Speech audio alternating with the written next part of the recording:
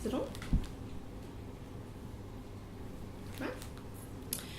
Okay, this is Deborah Plaat, who is at the University of Queensland talking to Paul Memmot with Janina Gosseye.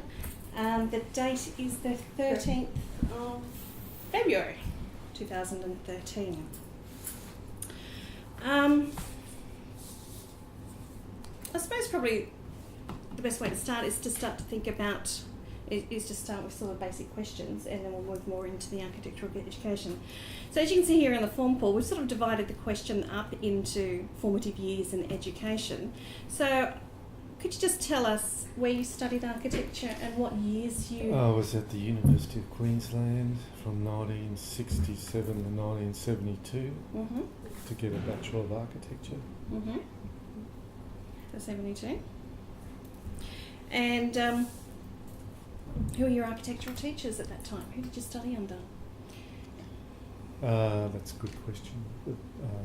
Formally, like, design was the main course. So first year we had Pat Moroney as the first year. Second year Ian Cinnamon.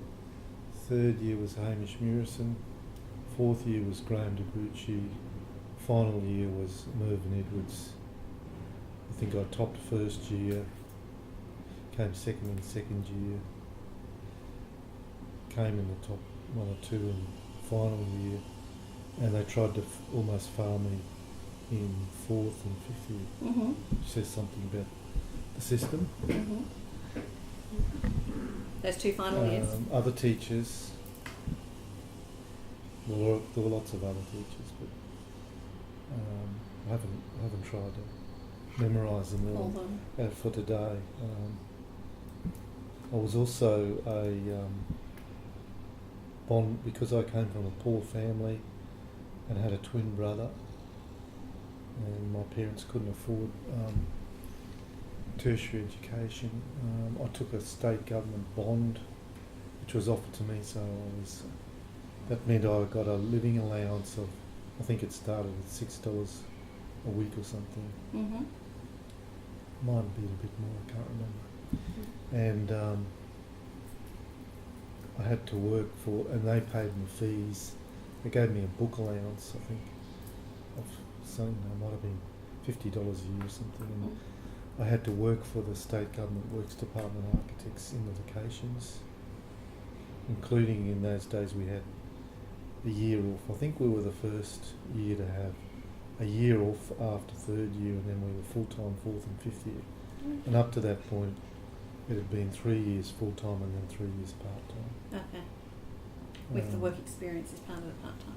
Yeah, so anyway, so I had to work in the Works Department, and then I was plunged into the Works Department sort of, we had 3 semesters a year, so it was probably April or something, for 2 weeks. And my first, and of course then there were lots of people there and teachers, and I was put into a section, and there was a senior architect called Les Weston who had looked about 100 and had pale leathery skin, was very short crew cut with grey hair, and he had a waistcoat it looked like, you know, a 19th century architect, and he smoked big cigars all the time, and it was probably in reality in his mid 60s or late 60s. And there were lots, and within there were like one striking thing, there seemed to be a lot of foreigners, so there were in fact various architects who had escaped Germany and Russia during the war or after the war. So and some of the senior architects were Ukrainians and Latvians, and they'd also been influenced by, they'd come out of a period when the Bauhaus was flourishing. So that was one aspect of that. Quite a few of the older people who looked after me were final year architecture students who were looking after me. So when I had to start using Graphos pens, fiddle around putting little drops of ink in graphos pens, and saw what linen paper was for the first time, and had to learn how to draft on linen paper. So it was pretty old school. In the architecture school, the thing that struck me is that most of the teachers, in fact, were in first year. Most of the teachers were Pommies and Scottish or English. So who were they? Oh well, people like Bill Gregg was one, and of course Hamish Mewson I mentioned, and we got a very European style of architectural teaching. I think first week was draw Ionic, Corinthian and Doric columns, and start on Bannister Fletcher's History of Architecture. And who was teaching that like that? I can't remember, but in first year we had to do, it was considered, and I think it was a great idea, of course no one wants to go back to it, but we had to have a holistic training. So in first and second year we did maths, physics, chemistry, we had to do surveying, we did sociology, and some other subjects like that to get a balanced training. I can't remember all the subjects, but there were quite a lot. We had, I think in our first round of exams at the end of semester one, I think we had something in the order of 12 or 15 papers to do, as well as a design exam, which was either 1 day or 2 day exam. So there were a lot of exams to do, a lot of cramming and stuff. So all these other subjects, maths, sociology and stuff, were just other subjects you took with other departments in the university, or were they specially they were. The best teachers actually tailored the course a bit to suit us. It was geology too, was another one. They did tailor the courses to suit us. So the maths teacher was particularly good. His name was Mick Pemmot, and he went on to win teaching awards in university. And he just decided what bits of maths would be useful for us. And we started drawing, just going back over. I done all this at geometrical perspective and drawing at high school, but doing, various types of curves and ellipses and parabolas and hyperboles and all that sort of stuff. And I remember he taught us about Joukowsky's aerofoil, which was a shape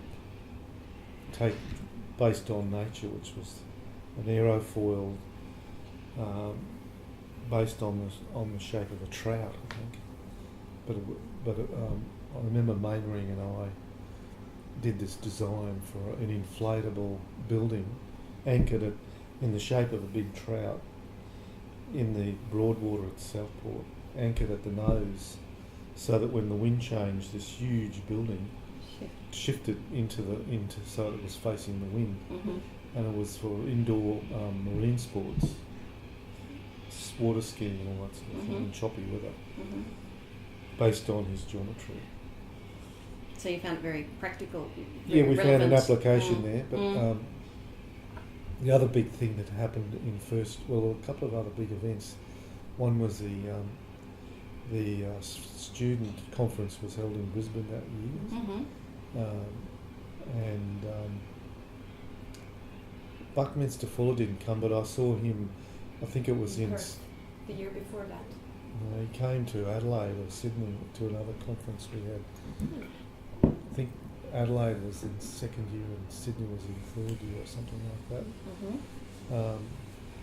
But we had a guy called Tony William, who was a disciple of Buckminster Fuller's, and looked like he'd been plucked out of the Beatles band or something. And he was into inflatable domes, and he told us that nobody had built an inflatable dome using a geodesic pattern, and we did the first one in the world, even though there was a few errors in it. But all the domes up to that point had been like orange peels, if you can imagine orange peels or big triangles coming from the apex. And he stayed on after the conference and did teaching for us in first year, and we built these futuristic living pods. And we built one right next to the lake in front of where this building is. I remember Mainwaring decided to invent ionised water, which meant that you could have a shower without getting wet in this particular capsule, which captured everyone's imagination. It's like cleaning. something out of Star Trek or something, you know. Do you remember Gio Ponti as well? He came out for that conference. Yeah, Ponti, I remember him, but didn't have a strong influence. What else happened? I'd come from a background of artists. My father was a potter who had originally trained as a painter, and he was one of only a few potters in Brisbane in the 50s and 60s. And he was teaching, started up the first private art pottery in Brisbane, and he had displays with other painters, and I decided I wanted to be a painter as well, but he convinced me I'd never make any money out of painting. But nevertheless, I wanted to study painting, so it was already set in train before I came to uni that I was going to study painting at night. And he'd had an exhibition with John Mulvick, and John Mulvick had an ex-student called Mervyn Moriarty, and Moriarty was running classes over at Kangaroo Point. So I started there, ended up doing like 3 nights a week at art class and having numerous art exhibitions. But what that meant is that I hit architecture right into art, and over the first 3 years managed to persuade everybody to build art up. That's an interesting point, because from some of the literature we've read about Robert Cummings is that he was very interested in sort of the intersection of art and architecture, and sort of positioning architecture as art. So that wasn't a strong theme when you came here. I believe you also taught art, if I remember correctly. Well, there were live classes, or there were still drawing classes, and I can't remember whether they had live classes, but certainly, like, I became the art tutor by the end of the course. And I think in second year we'd managed to persuade them to build pottery, so we had a pottery, and we had Milton Moon teaching pottery. Who'd studied, well, he was employed by my father in the early 50s, but that's his pot right there. Okay. Who's now, you know, one of the most well-known potters in Australia. We had a number of well-known art teachers. Roy Churcher, Betty Churcher's husband. I'm just trying to remember the name of some of the others, but I've got their faces in my mind. Neville Quarry. No, not Neville Quarry, he was an architect. Neville Matthews, that was his name. He was one of the art teachers. At the time, Gertrude Langer was quite influential, so she was floating around on the scene. We also went to vacation art schools as well.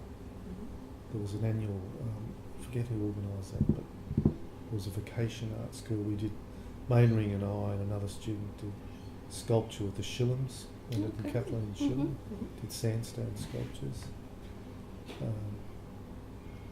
So there was a strong art component in the course, and by 1969, well, the other strong influence that was coming in was architectural psychology, and we was looking at that closely.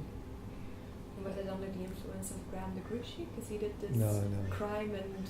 Graham de Gruchy was very conservative, I think. He was very conservative in the school. Well, I shouldn't say put it like that. I mean, he wasn't prepared to break the mould very readily.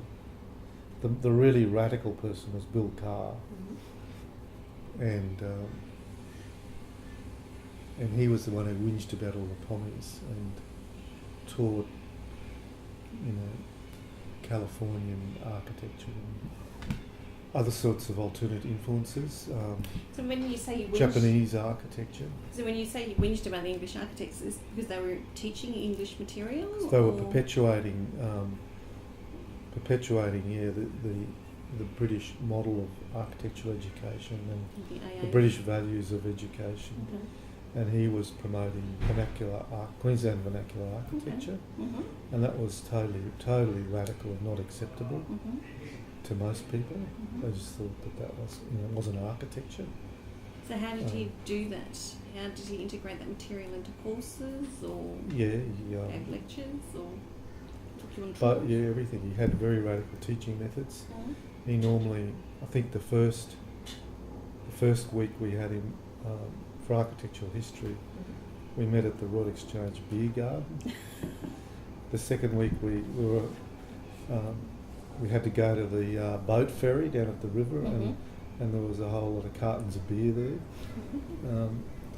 At one point, when I became the art tutor,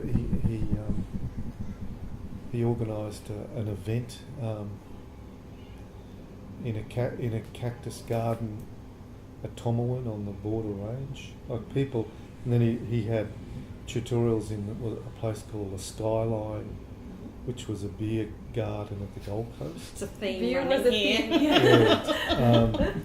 And then he had tutorials in his bedroom, in bed with his wife, in sort of negligees, and to shock everybody. He employed shock tactics. Basically, was his standard approach to shock everyone out of their conservative values, because Brisbane was still like a small country town. But was he open about these shock tactics, or he said that was the intention? He made it clear, or it's just something that... Yeah. You'd think, like when we went to his bedroom, everyone was embarrassed, but then he'd start talking about his wife's clothes and who designed them and bits of furniture, and he just took you into different things to talk about. Well, that sort of raises another question. What was your student cohort like at that time? Very straight, all male. There were a couple of females in the year ahead of us. There were a few females in the years ahead. You probably know who they were. I know some of them. Well, pretty important trailblazers. Yeah, Lecky Ord was one. I can't remember all their names.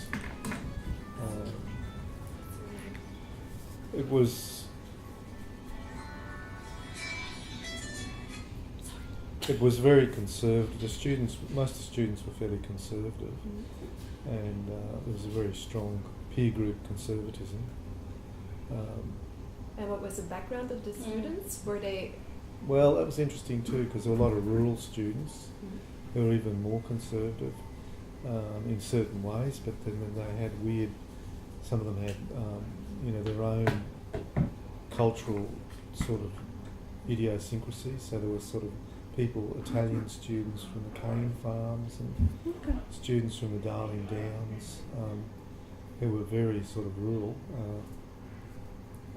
and talked like, they were from the country too. We used to make fun of, we used to make fun of one another a fair bit. There were also some pretty radical types ahead of us. There was a very infamous guy called, what was his name? How could I forget his name?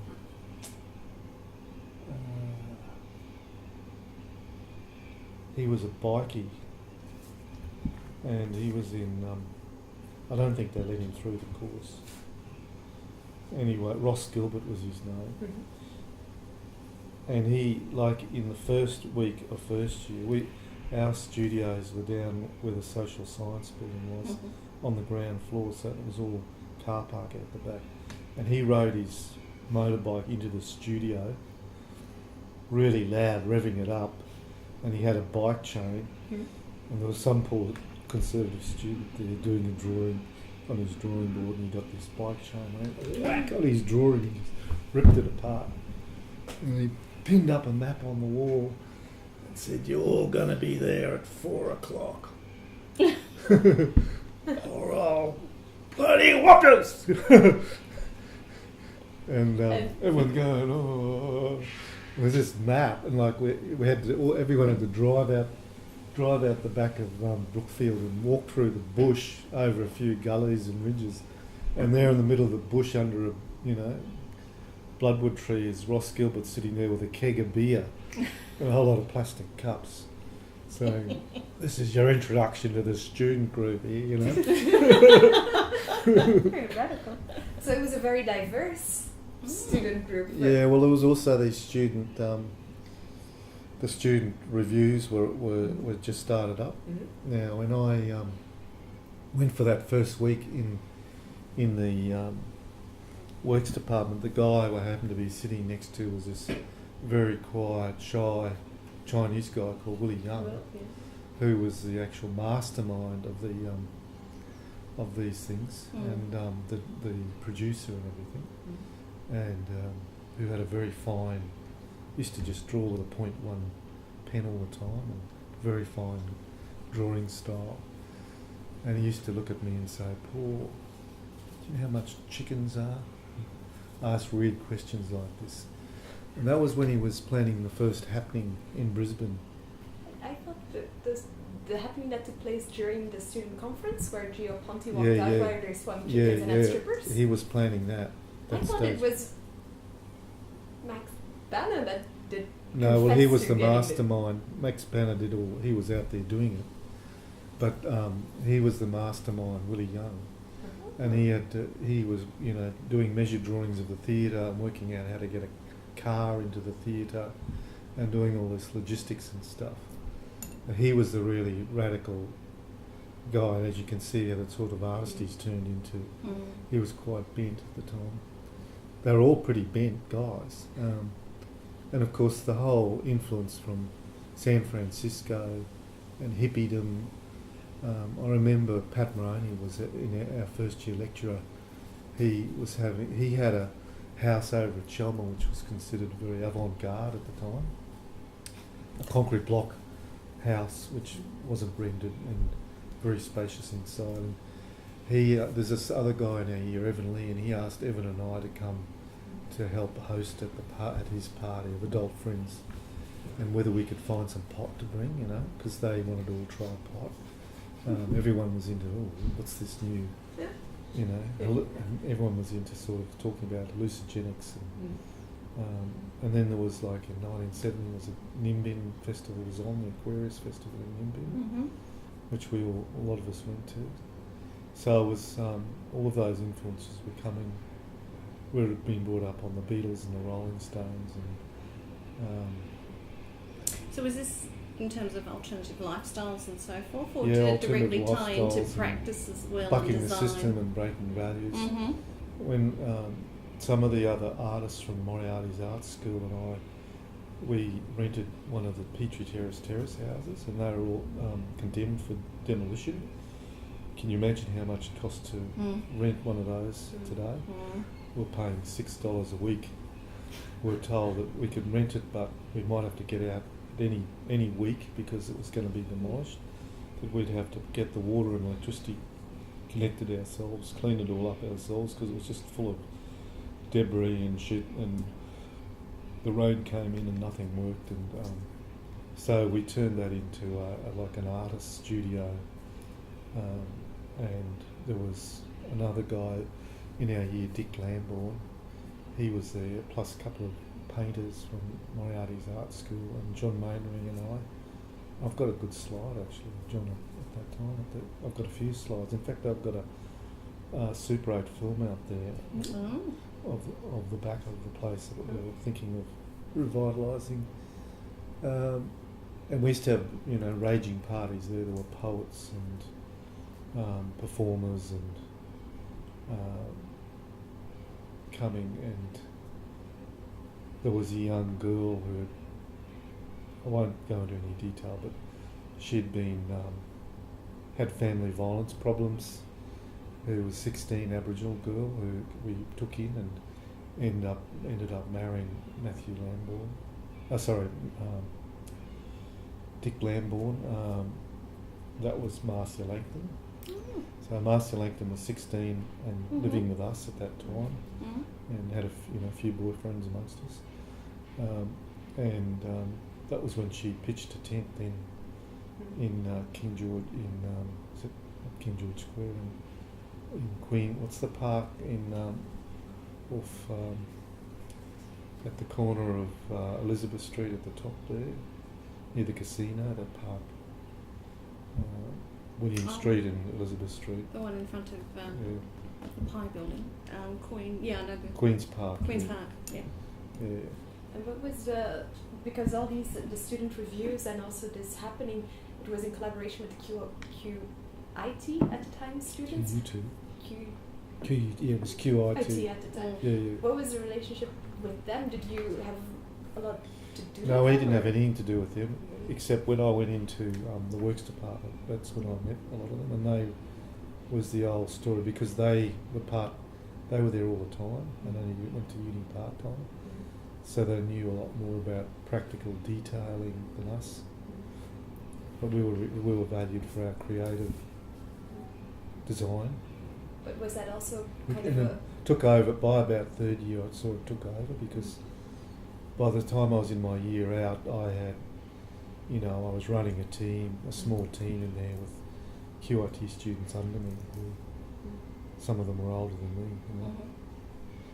But would you say that there was a difference in what kind of group the QIT students were as opposed to the UQ? Yeah, they they were far socially more progressive or conservative. Yeah. Mm. Because they just went straight into the profession. Well, most of them were doing the part-time work. It was all part time. Yeah. Yes. So they would be working too. Yeah. So how did those sorts of events and these sort of activities are sort of more sounding sort of the life you're having outside of the university, or did they intersect and become... No, I kept integrating them into the course, Okay. and we kept trying to change the course. Mm-hmm. This is why I almost failed third year and fourth year, because I came up against conservative teachers Mm-hmm. in the form of Hamish Murison and Graham DeGucci.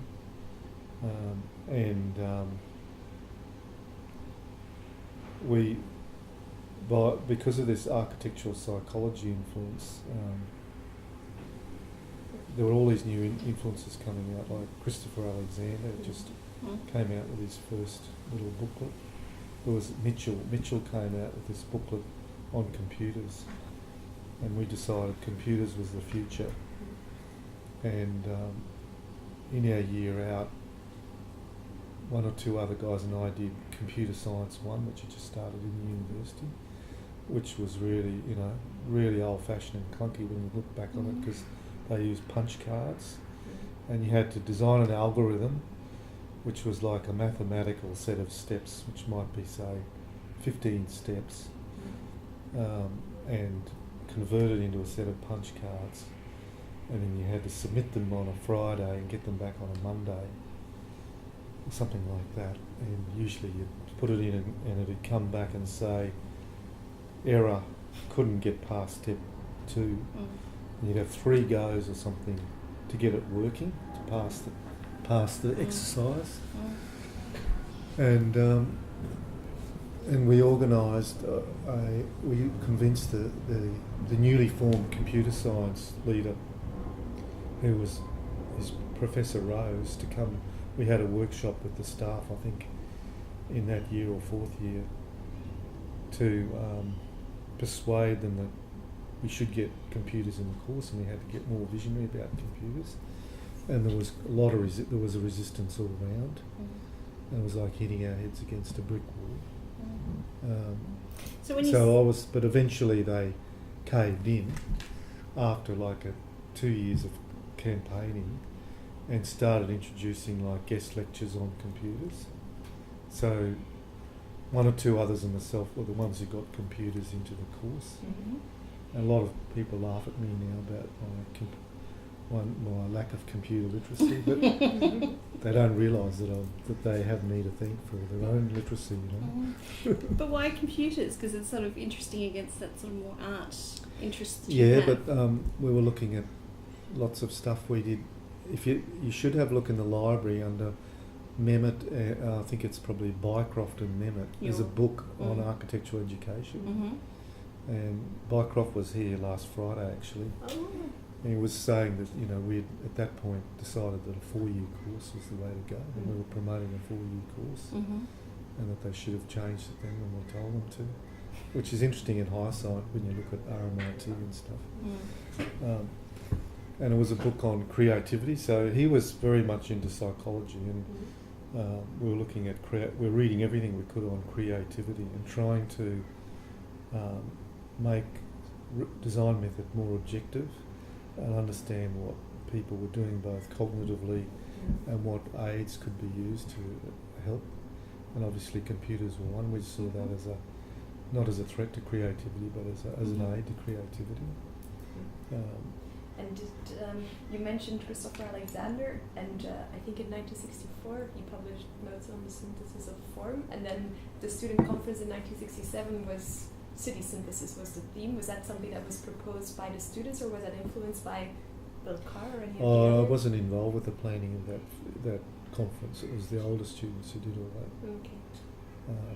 And was it Bill Carr who was in the university promoting these ideas of psychology and architecture? Or was it something that the students started to?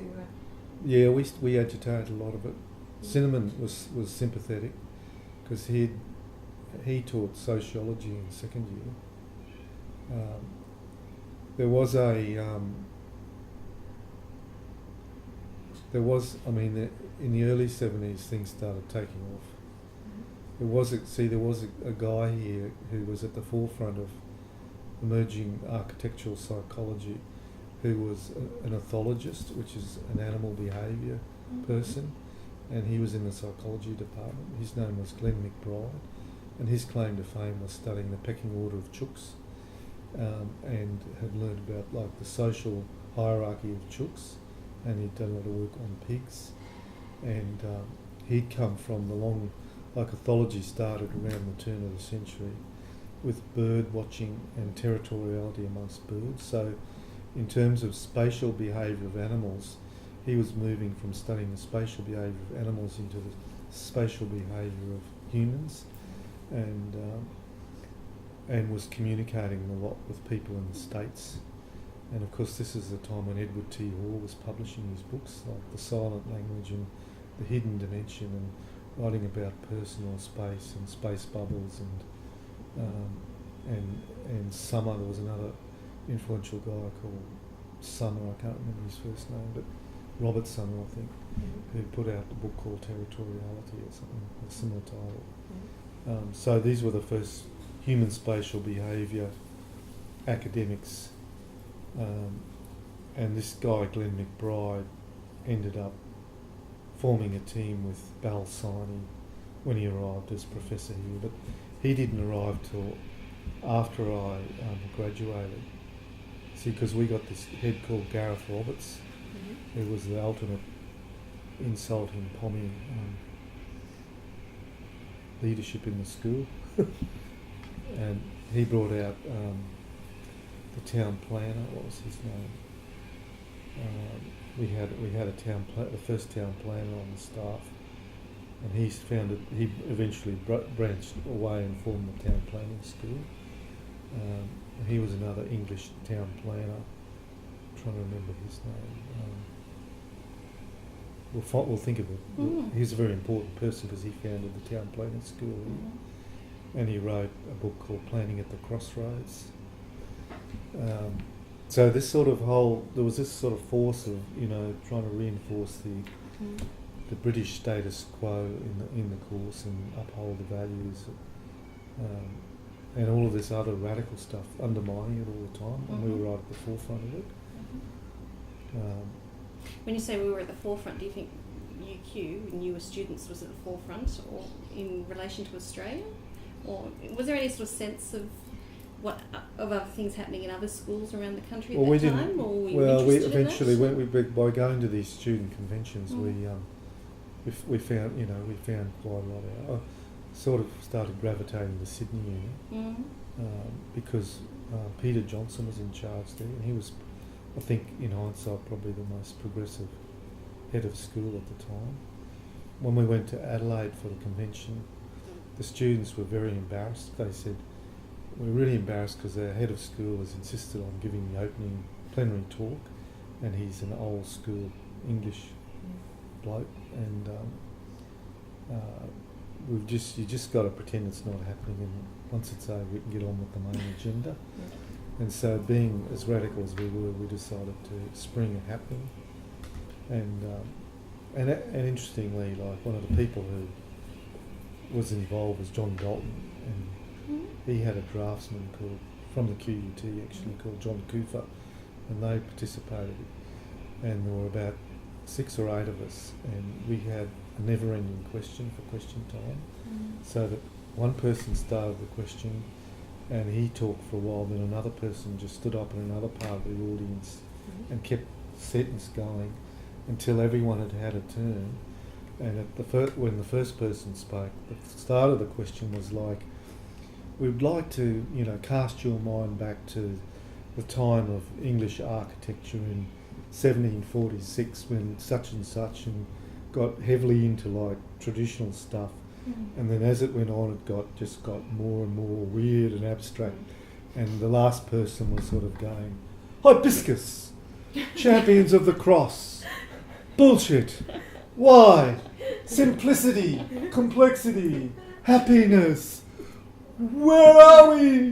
Just carrying on. And then like half the audience, it was similar to the happening at over here at the Avalon Theatre. Half the audience were clapping and half of them were booing, and people were walking out, and it like totally wrecked the lecture, which isn't a nice thing to do, but they were the things you did when you were students and trying to make a statement without breaking the rules.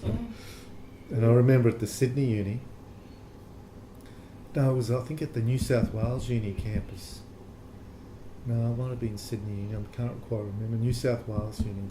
They had a wizard employed by the university, who was a guy called the Wizard, who had to make students happy, and he used to go wander around campus. He was like a semi-jester, semi-magician, semi-philosopher type of guy who dressed up and did crazy things and did crazy stunts.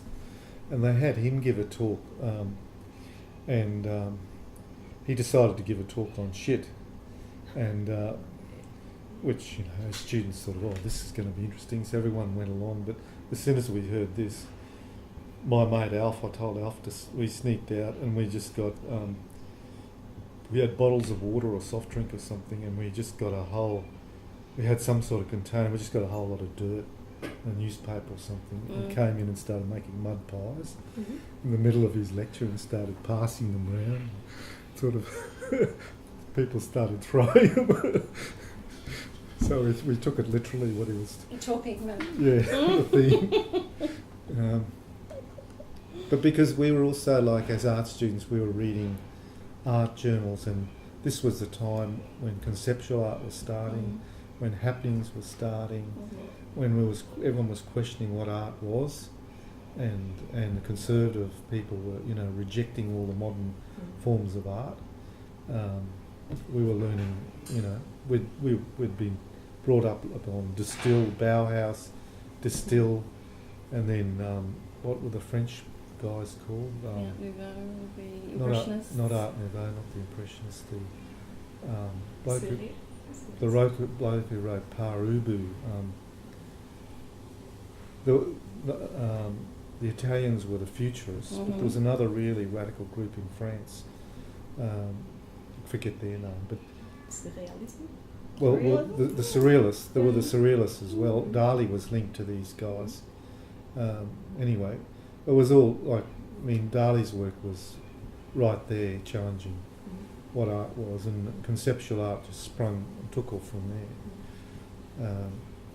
The other important thing that happened when we were getting serious by final year, and Mervyn Edwards, we struck a sort of a good relation with him, and he got 2 letters, one from a Methodist minister in Cloncurry who was running a self-help housing project for Aboriginal people, who asked for some help about detailing the joints or something, and another one from Nugget Coombs in Canberra, And of course this is the time of Whitlam and changing, the whole change in radicalism in Aboriginal affairs and stuff. And he said there was a group in Mount Isa who wanted to build an Aboriginal community centre, and if he provided airfares, could we send up some students to help?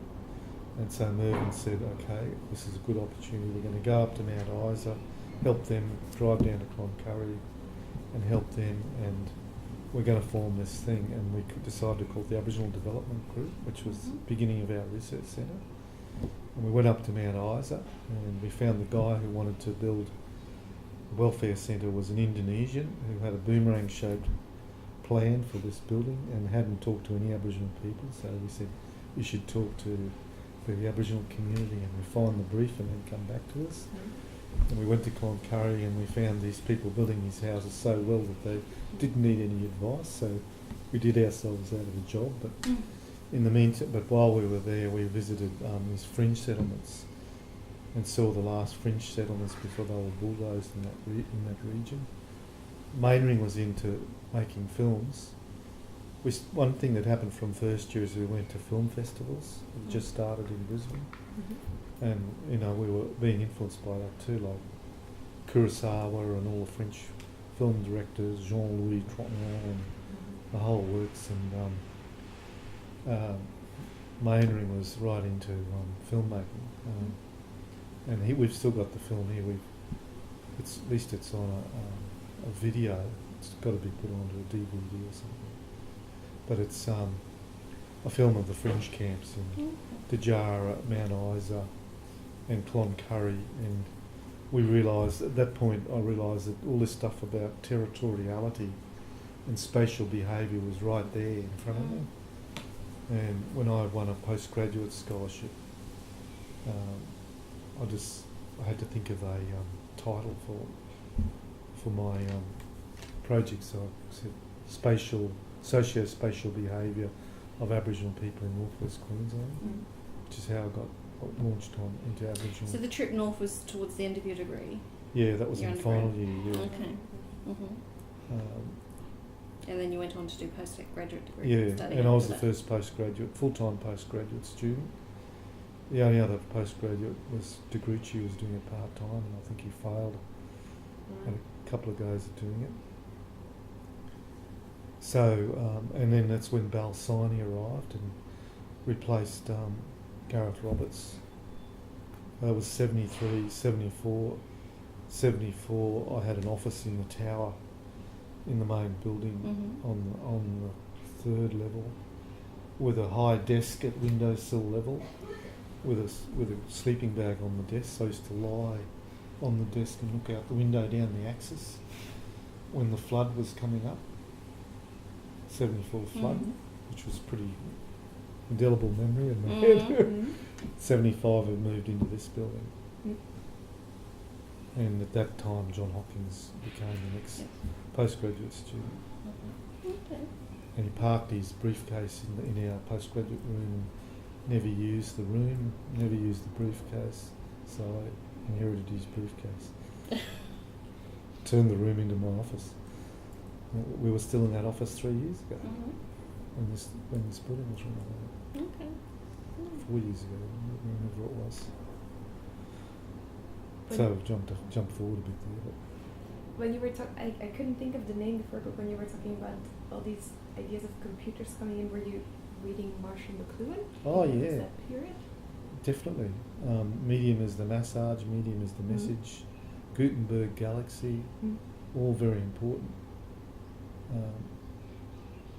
Really critical stuff. You know, when you look at globalisation. But was it really the students bringing these things in, or? I think could have been Cinnamon. Cinnamon was like the quiet, some conservative-looking corrupter of conservatism. He was very much behind it. And of course, the other thing that happened was the Art Week, the famous Art Week. I was the tutor, so I think in fourth year and fifth year I was the art tutor, and Bill Carr and I organised the Art Week, and this is when like the first conceptual artists had kicked off in Sydney and Melbourne. There were none virtually in Brisbane who were serious. So he rounded up the conceptual artists. One of them was Peter Johnson's son, Tim Johnson, and I can't remember all the other names offhand, but most of them went on to become famous Australian artists. Albie Toms was one. There was one guy in Sydney who still put stuff into the Archibald, who's really well known. I can't remember his name. Anyway, and that's when the real conservatism, that was the really big clash with the conservative people in the school, when Bill Gregg sort of stopped the art week and ended up not recovering his mental health, unfortunately, after that. So what was the objective of Art Week? Just to produce a series of... Well, again, it was shock tactics in a way. Bill Carr, trying to change people's values. I rejected conceptual art in the end. I decided that if conceptual art was here to stay, then anything could be art, and probably the most creative conceptual art was science.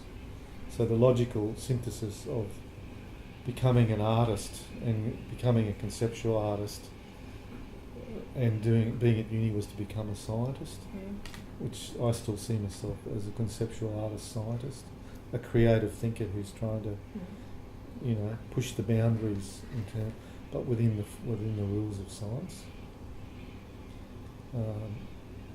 I was always a painterly painter who was much more interested in colour theory and visual dynamics and the real sort of principles of visual composition and colour theory, So I was never a comfortable conceptual artist. But I was interested in phenomenology and cross-cultural. One thing that got to me was there was this artist, I think his name was Long. I mentioned him recently. He was wandering around the landscapes in England and Scotland doing stone constructions and cutting crosses in daisy fields, doing like spirals of stone and things. And he was in all the, Studio International and Art International.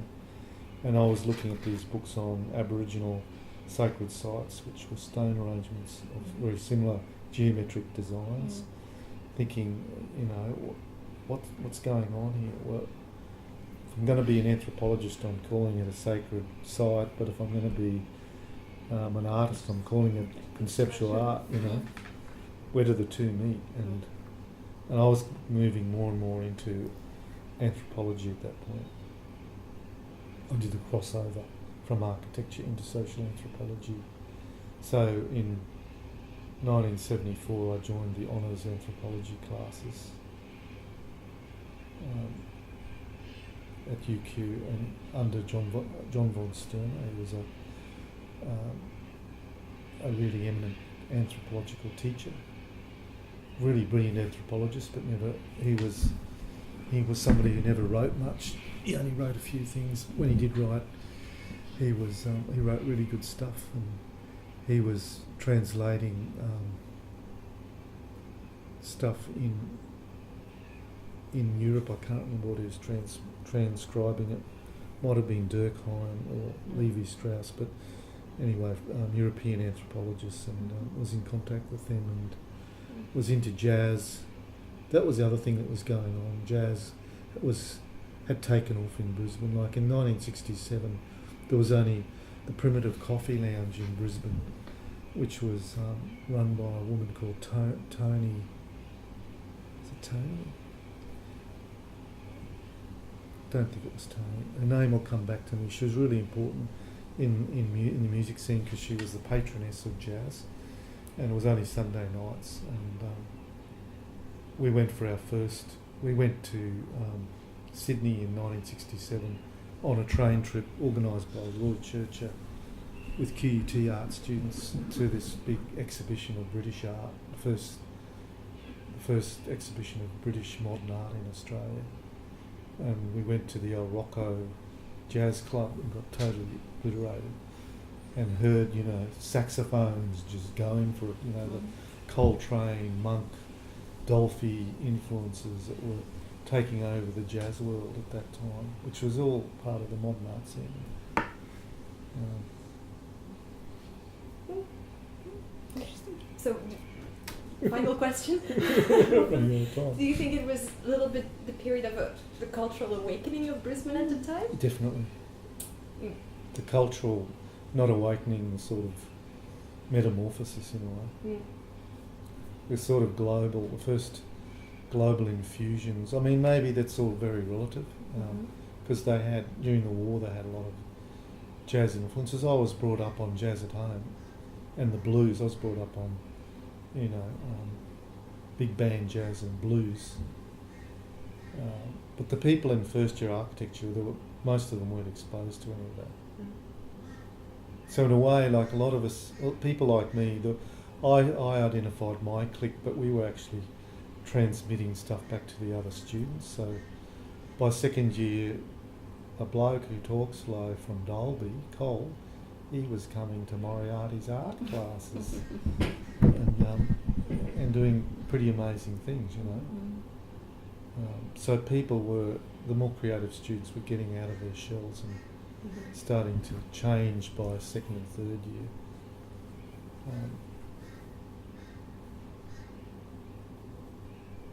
And there was a guy called Evan Lee. He was in our year. He was in the what do you call it? The band of the, what do they call them? The Architecture Review Band. Architecture Review Band. Yeah. So he ended up getting failed in third year, but most of the people who got failed went on to, you know, they did different things. Some of them ended up just doing the course somewhere else. Some of them ended up entirely different, doing things like Max Banner, doing cartoons and that.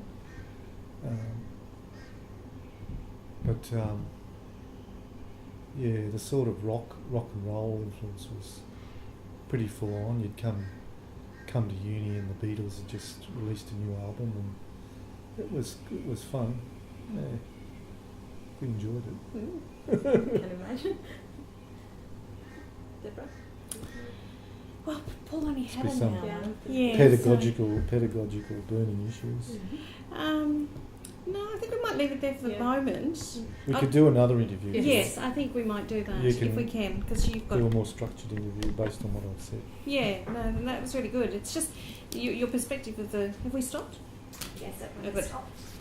The perspective of the whole student phenomenon, I think, is really interesting, and how that sort of. I think we're a lot more change agents than the students are today. Yeah, no, well, that's I'll what I keep tell you thinking. what I didn't talk about. It's really important. You want to turn it back on? Oh. I must talk about this.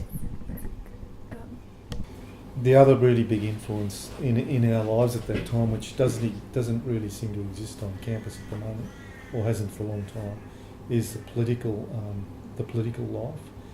And there used to be forums held in the big court, regular political forums where speakers would just get up on a table or a bench or something and talk politics. And there was a radical political movement here.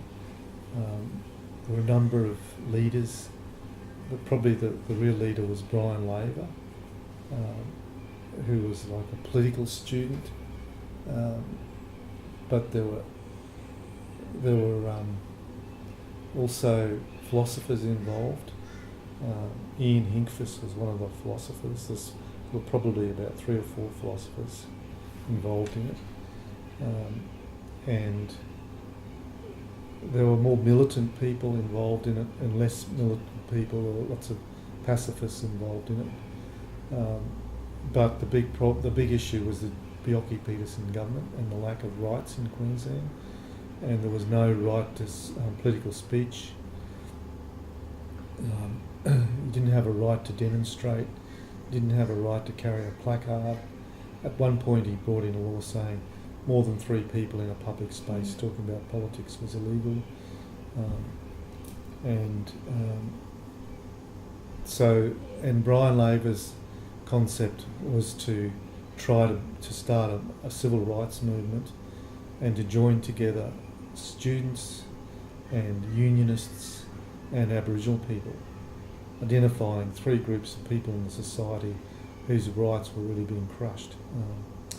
He managed to do that, and he invited he had a number of regular Aboriginal speakers at the forums, people like Pastor Don Brady and Donnie Davidson and Kath Walker, and Kath Walker's son, Dennis Walker, who had joined the Black Panthers, and he used to turn up in completely black leather gear with black sunglasses and a black sort of bike helmet. And at one point there were rumours that they were amassing weapons in the Brisbane Valley. And various people from the unions. And in our first year was the first civil rights demonstration in Queensland, when 5,000 people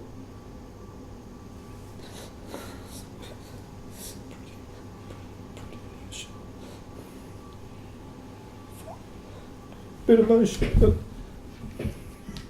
5,000 people marched into the city, into Roma Street, and the police watched us the whole way, and we all got into Roma Street, and the police had paddy wagons on both sides of the road, and they attacked everybody and arrested as many people as they could, and there were police on horseback charging and battering people, and many people got arrested. And that was the first big demonstration.